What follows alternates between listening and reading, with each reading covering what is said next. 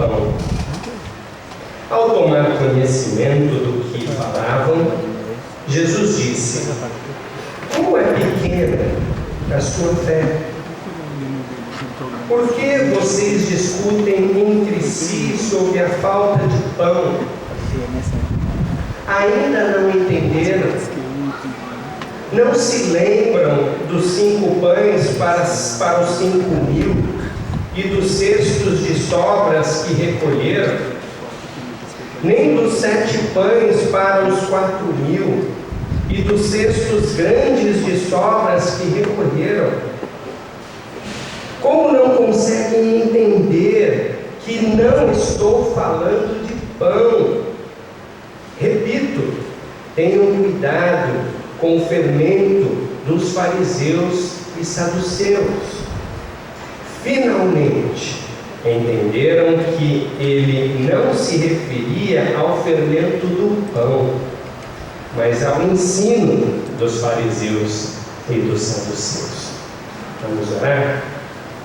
Senhor Deus e Pai, nos visita, promove em nossas vidas o Teu propósito por meio da Tua palavra, e honra, Senhor, o Teu nome. É o que nós clamamos, no nome de Jesus Cristo. Amém. Amém. Superando os obstáculos da fé e ao conhecimento de Deus. É certo, meus irmãos e irmãs, que no decorrer da vida o que não falta são obstáculos, para que a gente continue exercitando uma fé vigorosa e uma fé alegre no Senhor.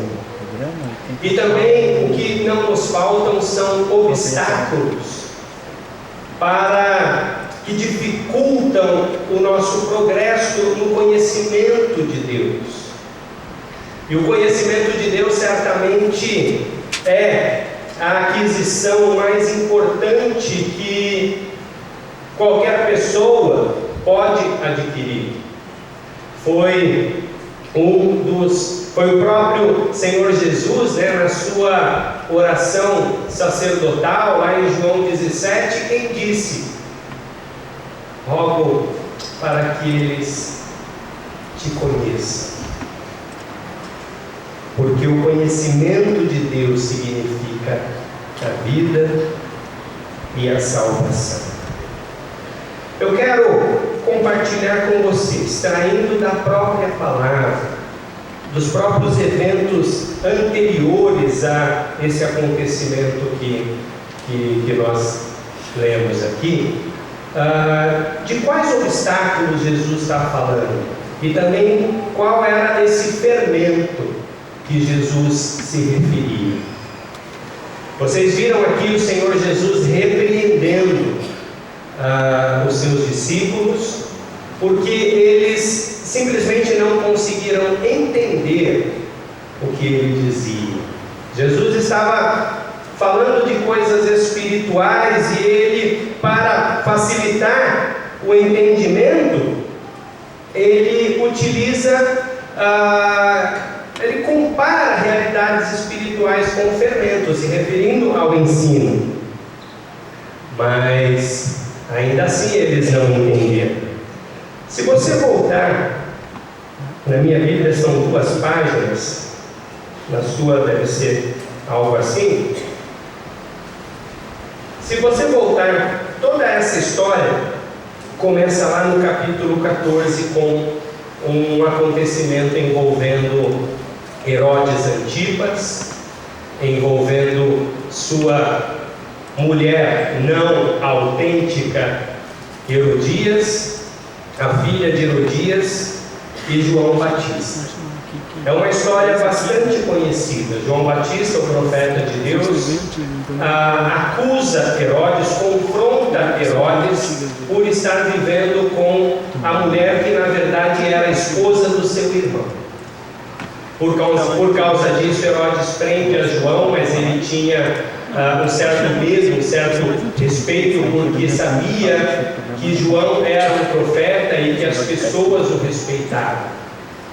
Mas, numa ocasião do seu aniversário, a filha de Herodias dança na sua frente e ele faz uma promessa a ela, de que ela poderia pedir qualquer coisa que ele daria, e ela então, orientada pela mãe, disse: eu quero a cabeça de João Batista. E ele ficou chocado, mas por ser covarde e por ter medo da opinião dos que estavam ali à volta e não querer voltar atrás na sua palavra, ele então envia o carrasco lá no calabouço, que corta a cabeça de João e apresenta a cabeça ali no prato. Esse trio é muito interessante, Herodes, Herodias e João Batista, porque isso nos remete a um acontecimento muito parecido lá no Antigo Testamento, que também envolveu um rei fraco, uma rainha dominadora, manipuladora e um profeta de Deus. Vocês lembram de quem eu estou falando? De Acabe, de Jezabel e de Elias. É muito interessante, na medida em que a palavra diz que João Batista era o Elias, ele viria na autoridade, no poder de Elias, e os acontecimentos eles se desenrolam de maneira tão semelhante. E em Herodes Antipas nós percebemos o primeiro e grande obstáculo para a fé e para o conhecimento de Deus, ou para o reconhecimento de Deus, porque quando Herodes descobre que Jesus estava pregando e batizando, ele fica apavorado e diz: deve ser João Batista que ressuscitou dos mortos. É isso que acontece. Não vamos ler o texto porque a gente iria gastar mais tempo. E ele fica perturbado com isso. E nós sabemos que Herodes nem chegou à fé. Ele foi bloqueado de chegar à fé e ao conhecimento de Deus. Por quê? Porque ele era tomado por uma cegueira supersticiosa, porque acreditar nesse negócio de que era João Batista que tinha voltado e tal, mostra uma mente bastante supersticiosa, obrigado. Não é verdade? Característica de uma pessoa instável. Talvez aquilo que Tiago chama de pessoa de ânimo dobre, gente que não tem firmeza, gente que muda de opinião por qualquer coisa. Então essa cegueira supersticiosa de Herodes, essa falta de firmeza, de estabilidade que qualquer pessoa carrega, ela vai se constituir num obstáculo para a fé e para o conhecimento. Na verdade, trata-se da antítese da fé.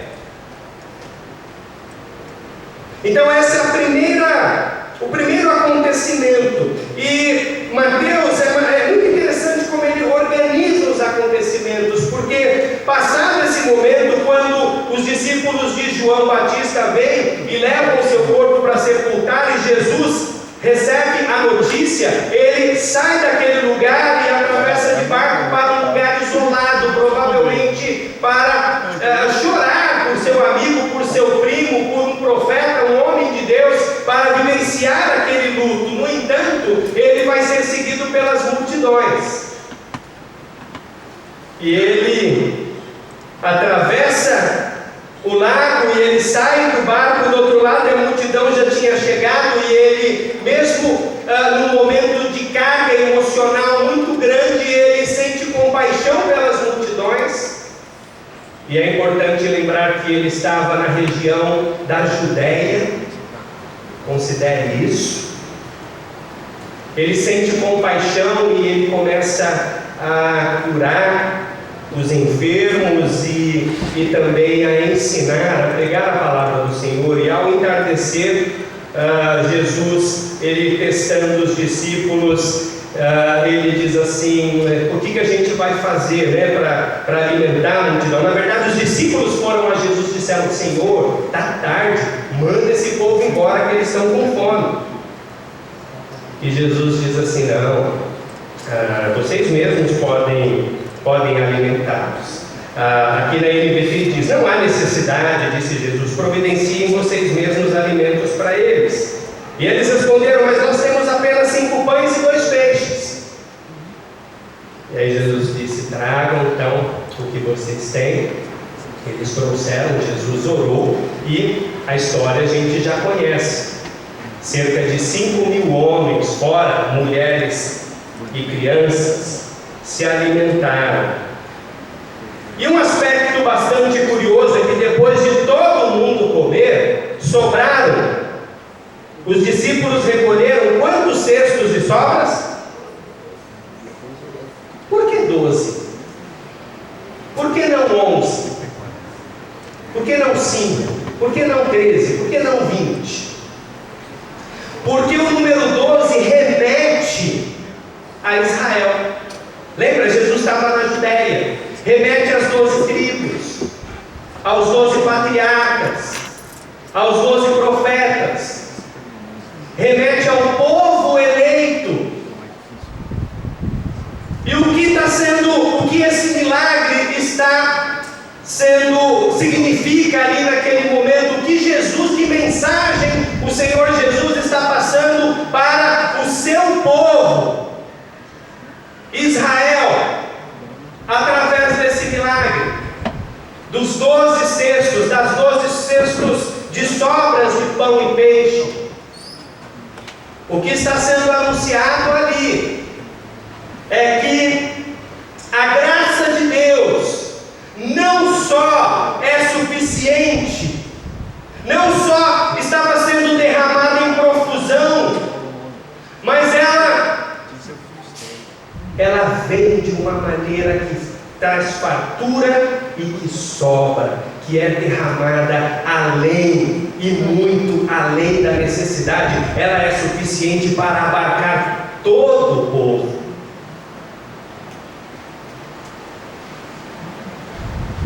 Mas uma coisa interessante aconteceu.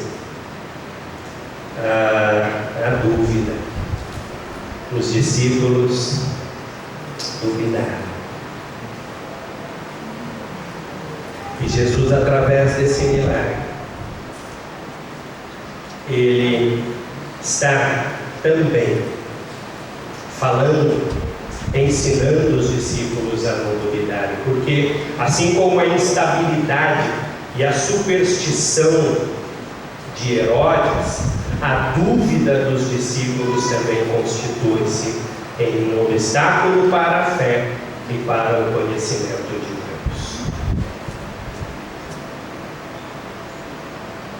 Eu não sei quanto você duvida. Eu não sei o quanto você tem uma mente supersticiosa. Eu já ouvi falar de gente que é crente, mas que quando o filho fica doente ou está passando por um sufoco, vai correndo num falso profeta buscar um passe, buscar uma oração. Já ouviu falar disso? Já fez isso? No momento de medo, Herodes ficou com medo. E no momento de medo, ele é levado pela superstição. Não é assim? E os discípulos, quando estão diante de um desafio que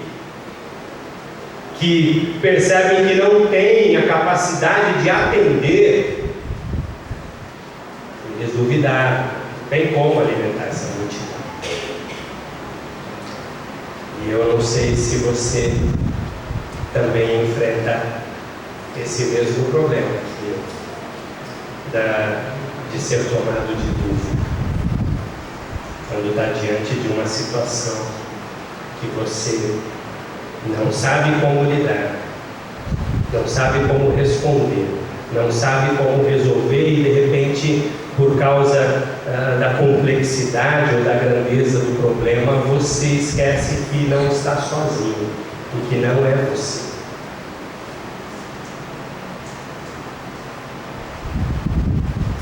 Por isso que a dúvida, ela acaba constituindo um obstáculo para a fé. Agora eu diria, meus irmãos, que os discípulos de Jesus, eles têm uma mais desculpa para duvidar do que a gente. Sabe por quê? Porque nós conhecemos a história toda. Eu fiquei encantado quando eu assisti pela primeira vez o Titanic. Lembra do Titanic? Saiu, foi em 2003, 2004, por aí, né? Porque era uma história que todo mundo já sabia o fim, e mesmo assim a gente ficou encantado, né? Todo mundo ficou encantado com aquilo. Foi muito bonito, foi assistir no cinema, né? Estranho, né? Você assistir uma história que você... Eu contei um filme domingo passado e brigaram comigo, né? O pastor já contou o final, eu vou assistir. E a gente se encantou com o Titanic. Nós, quando lemos a história, a gente já sabe o fim, a gente já sabe que Jesus foi para a cruz, que ele derramou o seu sangue, entregou o corpo dele, que ele ressuscitou, que ele vive, que ele está à direita do Pai, que o Espírito Santo foi derramado. A gente sabe de tudo isso, mas os discípulos estavam com Jesus ali e eles estavam querendo entender essa questão de Jesus ser o Cristo, Jesus ser o Messias, porque Jesus ainda não tinha morrido na cruz, ainda não tinha ressuscitado, o Espírito Santo ainda não tinha sido derramado. Então pensem vocês a dificuldade deles compreenderem o que estava acontecendo ali. Então eles têm, até um certo direito de ficar confusos, né? Ao passo que nós não temos esse mesmo direito de ficar nessa mesma situação de dúvida e de confusão, de maneira que a nossa fé venha a ficar abalada por qualquer problema ou por qualquer desafio diante de nós, esquecendo de que o Senhor está conosco.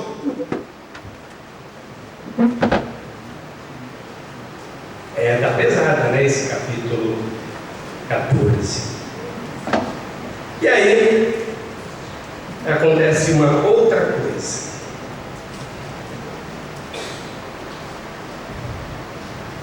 Jesus manda os discípulos atravessarem de barco para outra região. Ele fica para poder finalmente orar, se lamentar, falar com o Pai, derramar o seu coração e chorar por João Batista. E os discípulos vão embora. E lá pelas tantas eles estão no meio do lago e bate um vento forte, o mar fica agitado, eles estão com medo. De repente vem Jesus caminhando sobre as águas, aí o medo do vento e das ondas já triplica, porque eles pensam que Jesus é um fantasma, e Jesus tem que dizer para eles: sou eu, não tenham medo, tenham coragem. E quando ele acalma a tempestade, quando Pedro vê que é Jesus, ele grita: se é o Senhor mesmo, deixa eu ir até aí onde o Senhor está. E Jesus disse: sim, então vem. E Pedro foi, né? E como a gente conhece a história, no meio do caminho, por algum motivo, Pedro, embora ele já tivesse descido do barco e provavelmente dado alguns passos sobre a água, ele parou e falou: mas peraí, mas como assim? Ele então começa a duvidar e por conta disso afunda e naufraga. E ele começa a gritar desesperado: Senhor, me salva. E Jesus, com muito amor, resgata Pedro e diz... Eu não acho que Jesus disse assim dando uma dura, ele falou que deve ter dito com muito carinho, na minha opinião, mas como é pequena a sua fé. Não só para Pedro, mas também para os discípulos. Aí ele sobe no barco e eles então o adoram e dizem: de fato, o Senhor é o Filho de Deus. Quando a gente lê isso, a gente fala: pô, mas é óbvio que é. Mas lembra do momento que eles estavam? Jesus ainda não tinha morrido na cruz, não tinha ressuscitado, não tinha sido elevado ao céu, o Espírito Santo não tinha sido derramado, etc. E aqui a gente vê um terceiro obstáculo, né, para o medo. Esse medo paralisante que Pedro sentiu no momento em que ele estava passando por um teste, no momento em que ele estava passando por uma prova.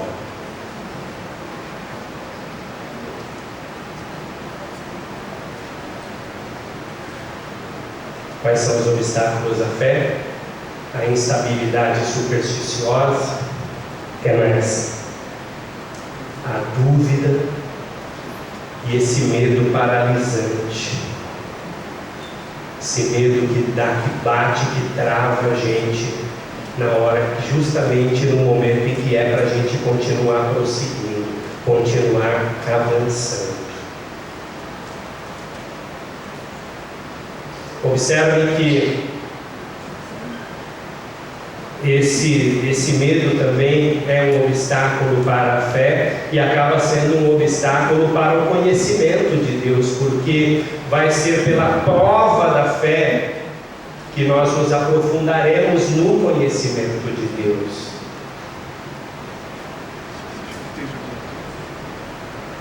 A coisa não para por aí. Eles atravessam o mar e eles agora não estão mais na região da Judéia, eles estão na região da Galileia, e Jesus começa a curar e a pregar a uma multidão, e começa a acontecer uma coisa maravilhosa. O poder de Deus começa a se manifestar ali de maneira tal que os doentes, só de tocar no manto de Jesus, eles eram curados, e os religiosos, os bambambãs da época, os gente boa, a elite religiosa, mesmo vendo tudo aquilo, eles começam a questionar, porque num dado momento Jesus faz uma pausa para fazer um lanche lá com os discípulos, e chega essa turma da religião e diz: espera aí, vocês vão comer sem lavar as mãos? Lembra o que a nossa tradição ensina? Lembra o que as regras e os procedimentos e as normas da nossa igreja estabelecem, da nossa religião estabelecem? Como é que vocês estão fazendo isso? E Jesus então confronta aqueles homens dizendo: tá, por que vocês colocam a tradição de vocês acima da palavra de Deus e da vontade de Deus, e acima da vida e da saúde das pessoas, a tal ponto de do filho pegar a herança? Era a lei do Corbã, o filho pegar a herança e consagrar ao templo, para não ter que comprometer aquele recurso, ajudando os pais na velhice, pagando a casa de repouso do pai, os cuidadores do pai e da mãe na sua velhice. Jesus disse: vocês anulam a palavra de Deus em favor da tradição de vocês, que foi o que disse o profeta lá no passado. Vocês fazem isso há muito tempo. Esse povo me honra com lábios, mas o coração está longe. Sua adoração é uma farsa, porque vocês ficam ensinando ideias humanas e ficam se apegando a mandamentos de homens, como se fossem mandamentos de Deus. E aqui a gente encontra o quarto grande obstáculo para a fé e o conhecimento de Deus, que é o tradicionalismo. Alguém disse certa vez que a tradição é a fé viva daqueles que morreram. Isso é importante. Mas que o tradicionalismo é a fé morta daqueles que estão vivos. Quando fica só norma, só regra, só procedimento, só coisa externa, só ritual. Quando se vem na igreja todo domingo, mas não se tem caminhada diária com Deus, não se tem intimidade com o Senhor. Quando é tudo uma casca. Quando a gente prega, canta, toca, para a satisfação do ego, para receber aplauso. Esse tradicionalismo hipócrita, que todos nós estamos sujeitos, acredito. A gente precisa vigiar o tempo todo, que esse negócio pega a gente, que é um negócio impressionante. Pega a gente quando a gente nem se dá conta. Por isso tem que vigiar. Por isso tem que vigiar. Então, assim como a inconstância supersticiosa de Herodes, a dúvida dos discípulos, o medo paralisante que a gente viu em Pedro, agora o tradicionalismo dos religiosos, dos fariseus, também constitui um obstáculo para a fé e para o conhecimento do Senhor. Muito bem, acontece algo muito interessante. Jesus chama a multidão, explica que não é o que entra na boca do homem que contamina, mas aquilo que sai, né? E mostrando que a questão não é de ritual, a questão é de pureza de coração, né? E ele bate forte dizendo: toda planta que meu Pai Celestial não plantou será arrancada pela raiz, está assim no verso 13. Fala para a multidão não fazer caso dos fariseus, porque são guias cegos, e se um cego guiar outro cego, vai cair os dois no buraco. E aí os discípulos chegam e perguntam: explique a parábola, né? Como assim as pessoas não são contaminadas? E Jesus explica. Mas aí acontece um momento, a gente entra num outro quadro interessante. Tudo isso está acontecendo durante um movimento, primeiro na Judéia, agora na Galiléia, e agora, a partir do verso 21, Jesus deixa a Galiléia e vai para a região de Tiro e Sidom. 3 lugares. E agora, Tiro e Sidom, aí era território fora da terra de Israel. Era a área dos gentios. E vocês sabem o que o judeu pensava de gentil, como o judeu tratava gentil, né? E quando eles chegam na região de Tiro e de Sidom, uma mulher cananeia começa a correr atrás de Jesus e dos discípulos. E ela começa a gritar, começa a suplicar: Senhor, filho de Davi, tem misericórdia de mim. Minha filha está possuída por um demônio que a atormenta terrivelmente. E aí sabe o que acontece? Verso 23 diz assim: Jesus não disse uma só palavra em resposta para a mulher. Por que será? E os discípulos também ficaram irritados, né? Senhor, manda essa mulher embora, para de gritar atrás da gente. Mas Jesus não segue a orientação dos discípulos, mas ele vai confrontar aquela mulher. Sabe por quê? Porque ela é cananeia. Por que ela chamou Jesus de filho de Davi? Porque isso era uma expressão de judeu. Ela estava querendo se beneficiar. Já foi comprar alguma coisa lá na Marabras ou nas Casas Bahia, quando o vendedor descobriu que você é crente, ele falou que era também? Já ou não? Essa é estratégia, isso é programação neurolinguística. Ele faz isso para se identificar com você, é verdade. Se você falasse qualquer coisa, ele ia. É verdade. Se ele descobre que você é crente, e ele fica observando tudo que você fala, então se você usa lá uma gíria evangeliquez, ele não, você é evangélico, eu sou também. Mas você pedir para ele recitar o Salmo 23, mas ele diz que aí você se identifica com ele e compra tudo que ele está te empurrando. Verdade. Tem algum vendedor aqui? Desculpa aí. Então o que a mulher faz? Ela chega com o judaiquês e se refere a Jesus como filho de Davi, como se ela fizesse parte do povo da aliança, ou da primeira aliança. E Jesus naturalmente não cai, ele não responde palavra. E aí ele confronta a mulher, ele diz: eu fui enviado para ajudar apenas as ovelhas perdidas do povo de Israel.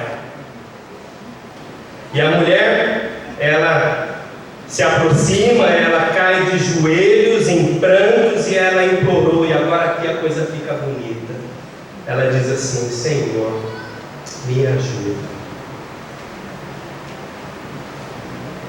Ela reconhece o mal daquela tentativa de manipulação religiosa, e ela então, com humildade, ela se quebranta diante do Senhor e diz: eu preciso de socorro. A falsa religiosidade também é um obstáculo para a fé e para o conhecimento do Senhor. Mas aí quando ela se humilha, quando ela não tenta se apoiar, eu sei que você já tentou se fazer isso com o Senhor, eu sei disso. Eu sei que em algum momento da sua vida você já disse, passando por um sufoco, mas Senhor, eu sou teu servo, eu canto no louvor, eu tenho sido fiel todos esses anos. Malandro. Quem já não fez isso em algum momento, né? Mas não precisa. Se quebrante diante do Senhor, fala: Senhor, me ajuda. Eu não posso fazer nada, eu dependo do Senhor inteiramente. Estou completamente arrasado. Se não for pela tua mão, eu não sei o que eu vou fazer. Aí Jesus olha para ela e diz assim: mas não é certo dar comida, tirar a comida das crianças e jogá-la para os cachorros. Ó, ainda continuou confrontando para ver até onde ela se quebrantava, e ela responde: Senhor, é verdade. Olha que bacana. Senhor, é verdade. No entanto, até os cachorrinhos comem das migalhas que caem da mesa do dono. Jesus se alegra, diz: mulher, sua fé é grande, seu pedido está atendido. Coisa maravilhosa, né? Coisa maravilhosa. Então, enquanto que a falsa religiosidade, gente, você não vai enrolar Deus, você não vai impressionar a Deus. Você pode ser top dos tops na sua igreja, pessoa mais ativa, mais dedicada, mais consagrada, pode ser o que for, você não vai impressionar o Senhor com isso.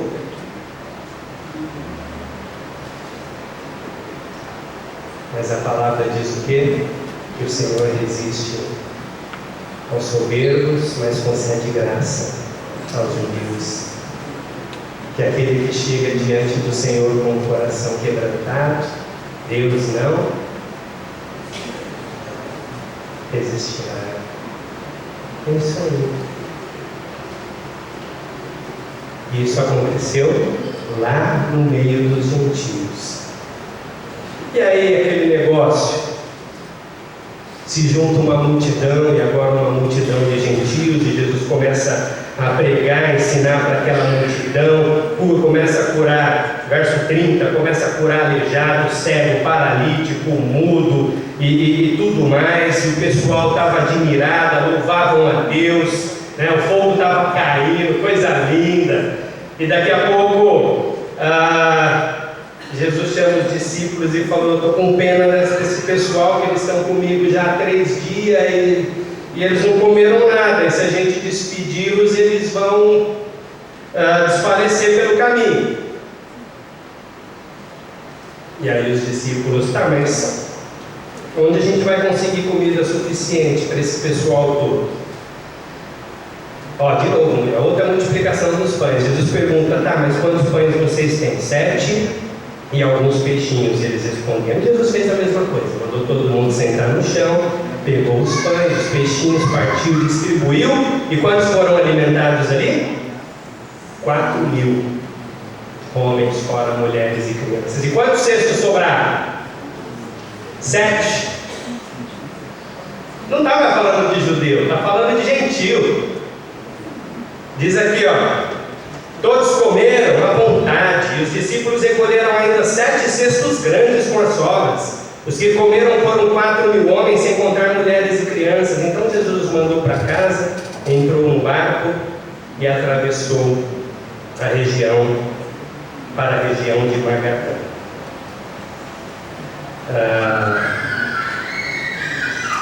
7, você sabe que é o número da perfeição, o número da completude, né?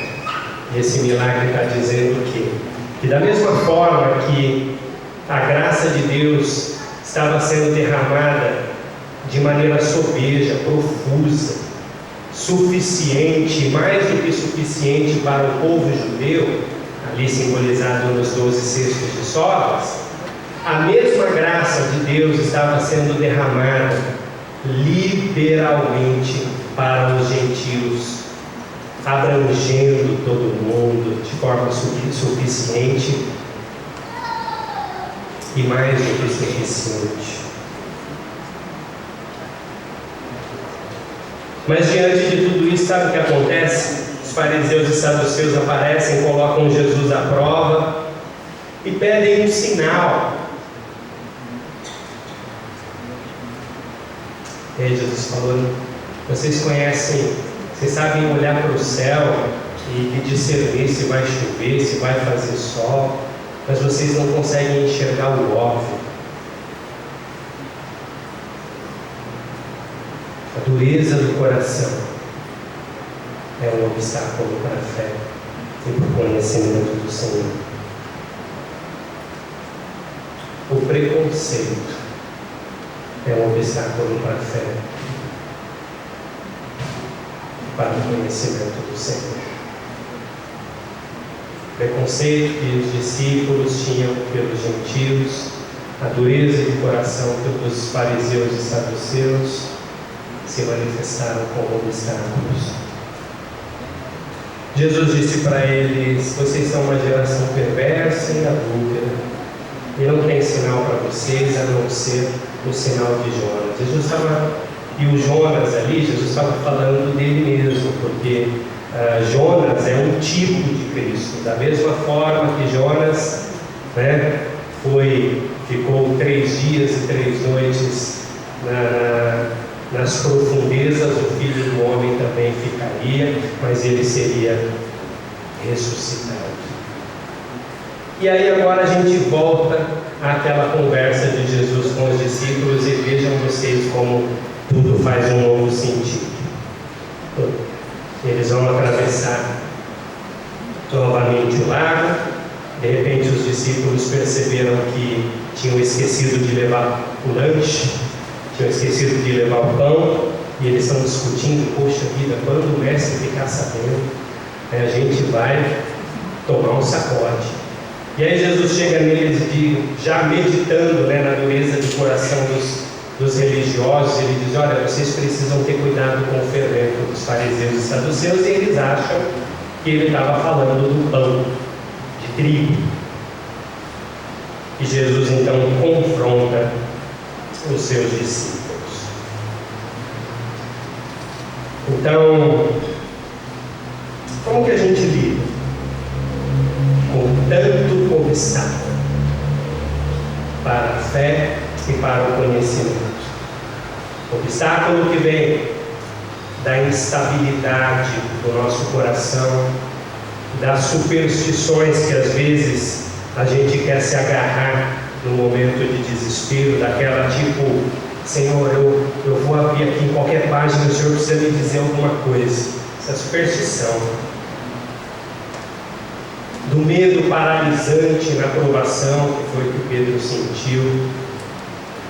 Do tradicionalismo dos fariseus, que faz com que você se apegue a conceitos que você já carrega e seja incapaz de abrir a sua mente, o seu coração, para aprender coisas novas a respeito do Senhor e da sua palavra.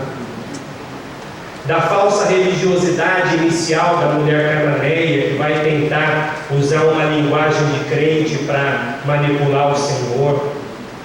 Do preconceito dos discípulos para com os gentios, e depois da dureza de coração dos fariseus e saduceus. A gente está falando da gente, porque em grau maior, menor, mais ou menos frequente, eu acredito que todos esses obstáculos são colocados, são postos na nossa caminhada. Eu acredito que você mesmo já tem experimentado de alguma forma cada um deles.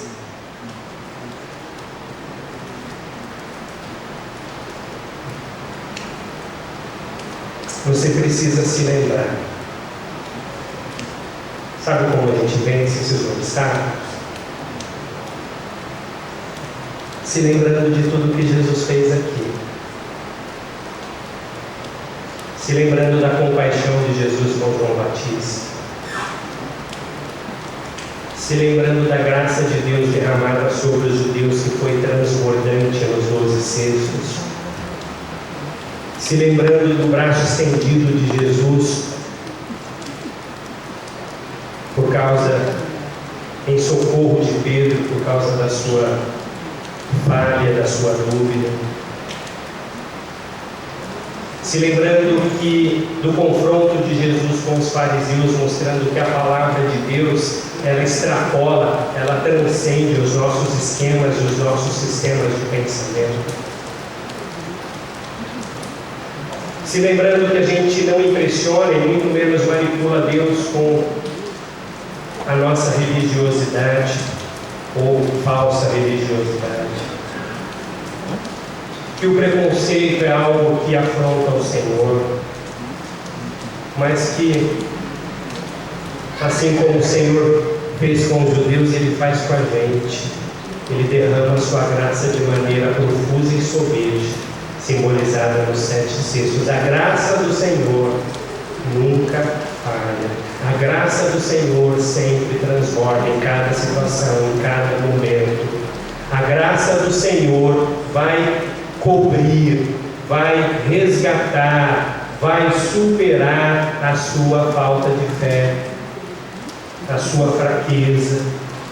Você precisa, nesses momentos em que tropeça em algum desses ou outros obstáculos, você precisa fazer o que fez a mulher cananeia, que foi a única pessoa que mostrou sensatez aqui. Senhor, tem misericórdia, me ajuda.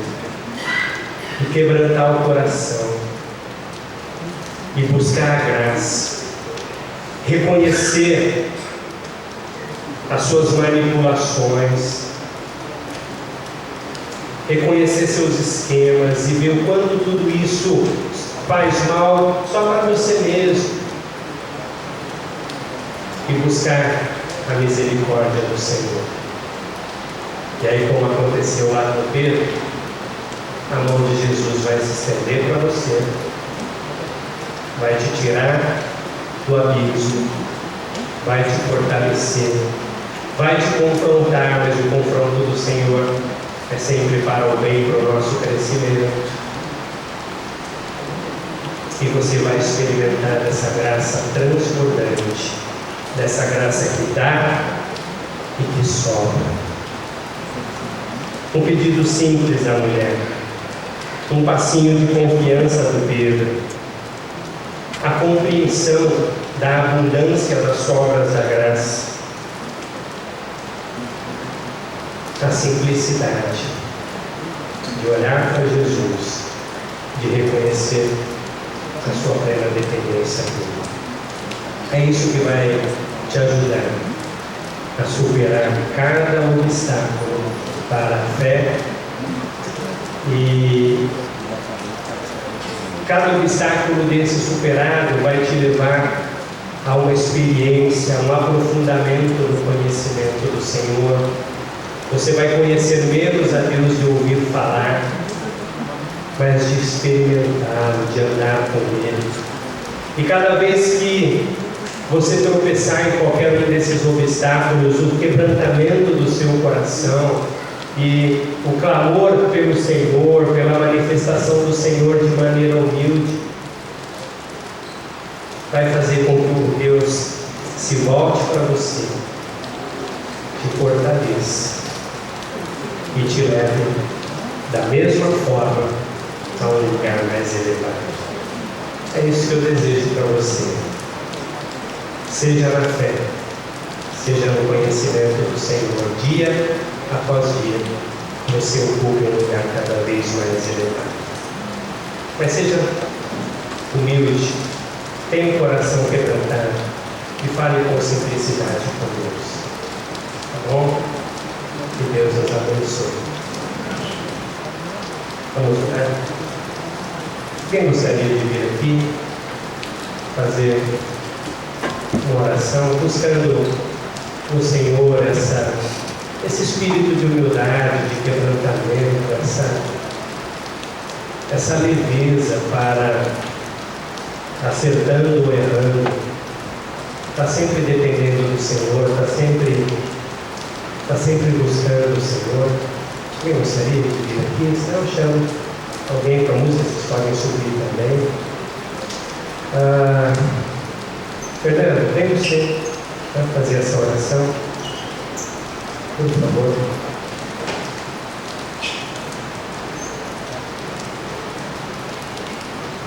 Oremos. Pai justo, Pai santo, mais uma vez na tua presença, Senhor Deus, agradecemos demais pelo dia de hoje, agradecemos demais por esse ajudamento, pela palavra, Senhor Deus, que foi proferida aqui pelo teu servo, Senhor Deus, e cada um de nós, Pai santo, também possa sempre se aproximar de ti, Senhor Deus, como aquela mulher que ela é feliz, Senhor Deus, não com palavras, era imaginação ou algo do tipo, Senhor Deus, mas sim com o coração contrito, um coração verdadeiro diante de ti, Senhor, de humildade, Pai Deus. Mas que o Senhor abençoe também a semana de cada um dos seus servos aqui, que eles sempre se recordem de ti, Senhor Deus, cada instante de oração e busquem para todas as situações, Senhor, porque nós temos esse privilégio. Aqueles que ainda não conhecem, sejam aqui, Senhor Deus, que eles possam sim a conhecer, Pai Santo, mas procurando te desde já grato, Pai Santo, em nome de Jesus.